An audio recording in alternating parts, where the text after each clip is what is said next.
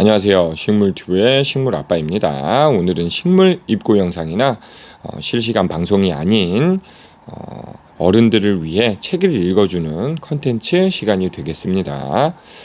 오늘 읽어드릴 책 제목은 잠들기 전에 읽는 니체입니다. 현대 철학의 아버지라고 불리는 니체가 쓴 글인 것 같습니다. 하여간 읽어봐 드릴게요. 소제목은 평생 이것밖에 안 될 거라고 누가 그러던가 입니다. 니체는 말했다. 그대가 아무것도 성취하지 못할지라도 자신을 존경하라. 거기에 상황을 바꿀 힘이 있으니 또한 자신의 함부로 비하하지 말라. 삶의 방식을 바꾸면 그대도 지금의 상황을 바꾸고 꿈을 이룰 수 있을 테니 그렇기 때문에 멋진 인생을 만드는 첫걸음은 바로 자신을 존경하는 것이다.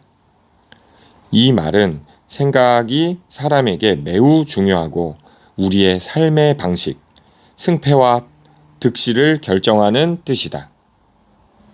사람은 자신을 존경해야 하지만 자신의 능력을 제대로 알고 꿈을 쫓는 열정을 생겨나면 먼지처럼 보잘것없는 존재에서 위대한 사람으로 거듭날 수 있다.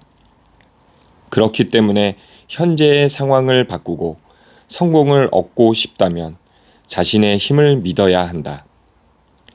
위대하고 탁월한 사람들이 끝없이 창조와 초월을 유지할 수 있는 이유는 바로 평범함을 거부했기 때문이다. 마케팅의 귀재 길라드의 성공 역시 자신의 성공을 확신하는 신념에서 비롯됐다. 어릴 때부터 길라드의 아버지는 그에게 소극적인 사상을 주입시켰다. 넌 평생 못난 놈의 실패자가 되고 말 거야. 이런 생각은 길라드의 두려움을 떨게 했다. 반대로 길라드의 어머니는 그에게 적극적인 사상을 주입시켰다. 자신의 반드시 성공할 것이라 믿음을 가져라. 너는 내가 원하는 대로 될 것이다. 부모로부터 가해진 이 두 가지 상반되는 힘에 길라드는 한편으로는 두려움을, 한편으로는 자신감을 느꼈다. 결국 어머니가 주입시킨 사상이 승리했는데 그가 자신의 꿈을 실현할 수 있었던 이유이기도 하다.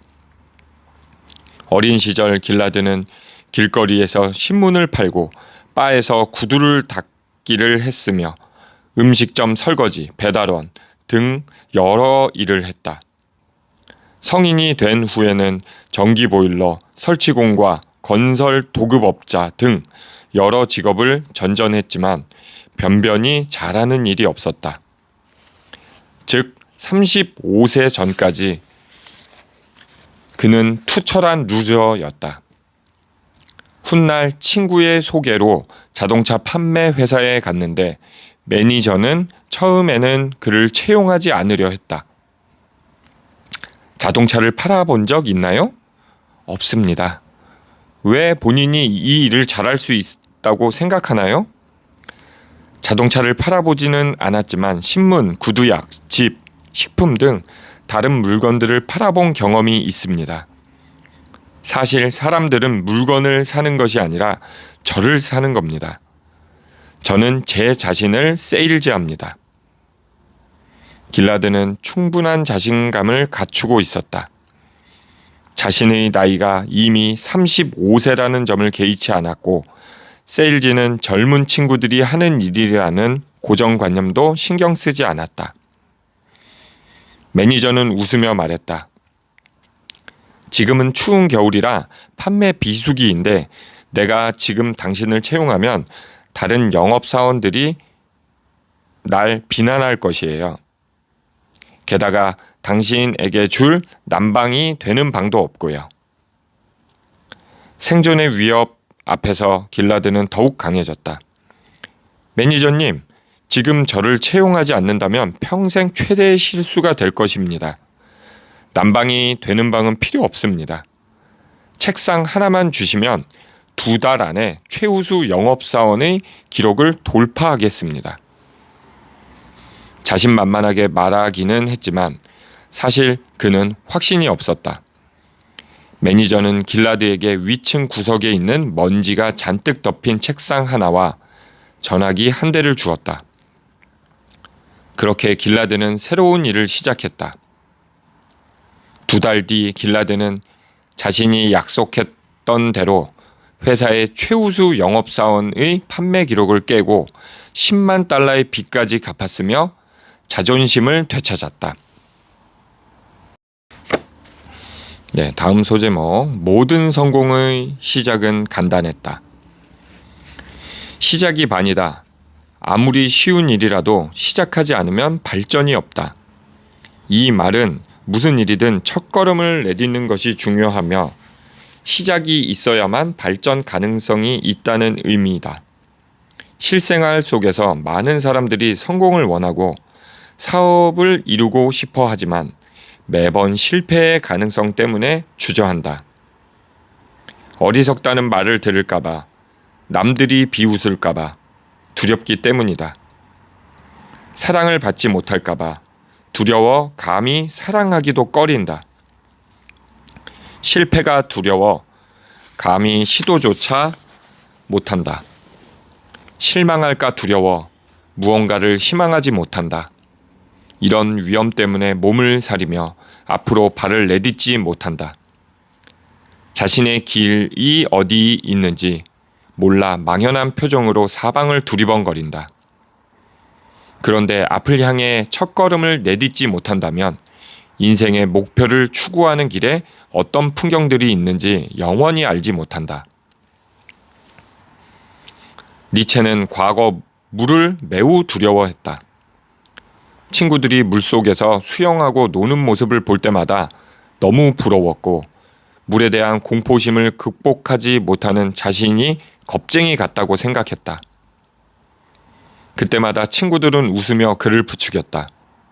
물이 두렵다고? 그래서 영원히 수영 안 할 거야?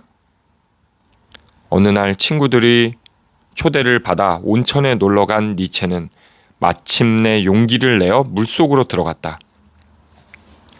자신이 생각처럼 그렇게 무능하지 않다는 것을 느꼈지만 그래도 수심이 깊은 곳에는 감히 들어가지 못했다. 한번 해봐. 친구가 미소하며 말했다. 잠수를 해봐. 몸이 물속으로 가라앉는지.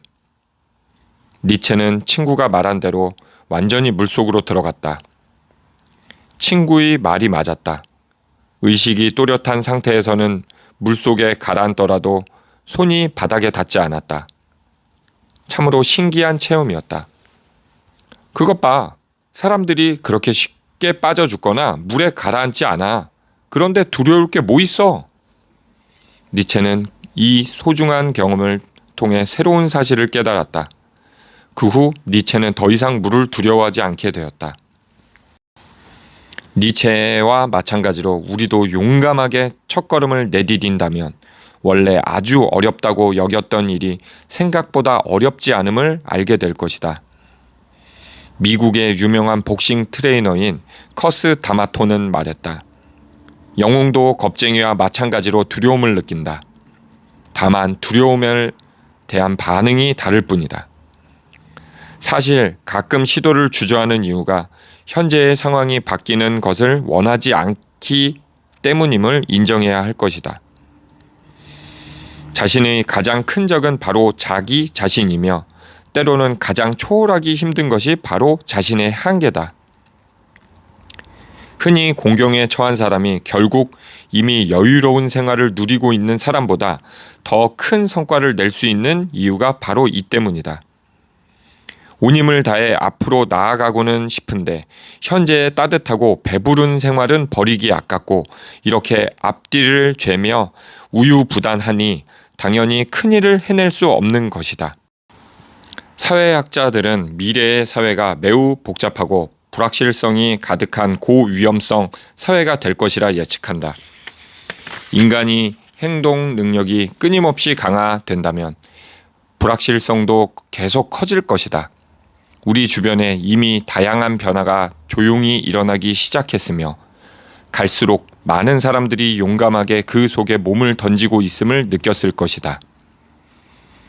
만일 적극적으로 움직여 그 변화에 동참하지 않고 경쟁의식과 위기의식 없이 현실에 안주하여 분발하지 않는다면, 그리고 여전히 깨닫지 못한다면 시대에서 도태되고 용감히 도전하는 사람들에게 뒤처질 것이다.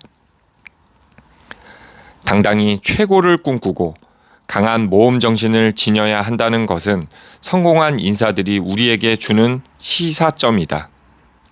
낡은 관습을 고수하거나 용기 없는 사람은 언젠가 이 시대에 도태될 것이다.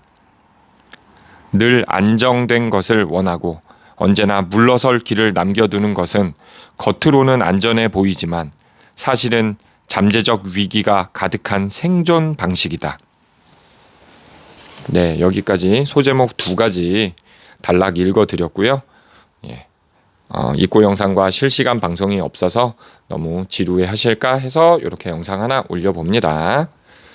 이제 2024년 2월 13일 내일 화요일 날 또 입고 영상으로 찾아뵙겠습니다. 그때까지 건강하시고 행복한 하루 되시길 바라겠습니다.